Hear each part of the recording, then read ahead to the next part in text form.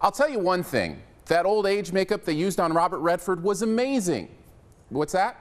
No. Really? Oh.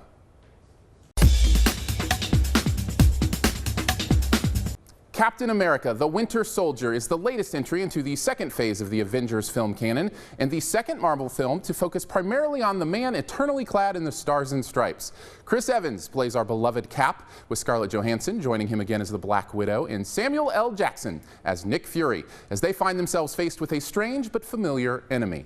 Robert Redford hops in as well, and sure, I can crack jokes, but the truth is, time will wrinkle all of our faces, but most of us will never be able to perform on screen like that old man can. And he's not the only one laying it out there. For a popcorn-chomping, effects-driven comic book flick, this is a powerfully acted affair. Yes, Scarlett's great and Sam Jackson brings it, but man, Chris Evans just absolutely kills this role. There are nuanced moments of emotion in this film from him that I'm just not used to seeing in these kinds of movies. It's great stuff. And I think one of the reasons it works so well is that this movie really gets where the heart of his character comes from. Of course, it also might be that the integrity-driven, value-minded stubbornness resonates with me as well, but either way, I found myself emoting, which is man code for tearing up, in case you wondered.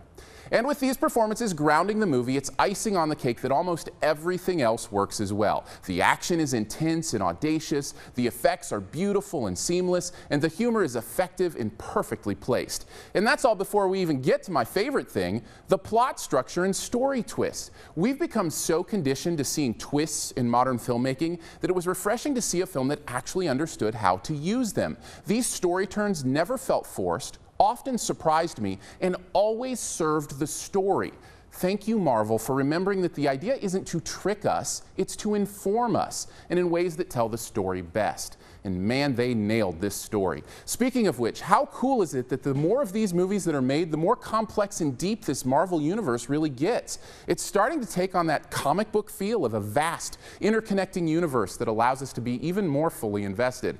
And yet, I get the sense that if you watched only this movie, you'd still enjoy it without being confused much at all. Maybe a little incredulous, but not confused. And that's really the only thing I can imagine taking points away for here. It certainly takes pretty major liberties with the laws of physics. In fact, I'm sure they must have made Cap's shield out of some sort of Avenger-style flubber, and I don't care how genetically enhanced you aren't surviving some of those falls.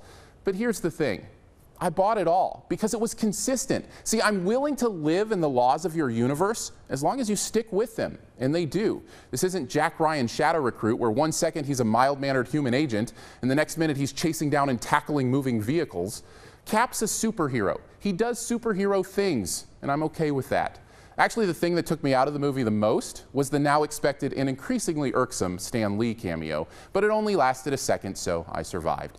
And some might complain that the movie is over 2 hours long, but honestly, I would have been fine if it was even longer. I seriously have not had this much fun at a Marvel movie since the original Iron Man.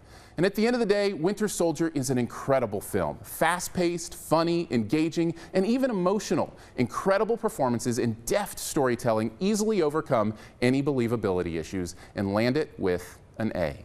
Thanks for checking out this Your Movie Friend review. You can stay tuned for this review's best ever challenge here in a bit. But first, I want to throw some stuff up over here you can click on. If you'd like to subscribe, which I'd very much appreciate, you can do that by clicking the big gray subscribe button. Want to see more? Well, since Cap went solo at the multiplex this weekend, you can check out the last week's review, that was Noah, or maybe check in with the latest episode of The Critic, the Geek, and the Girl.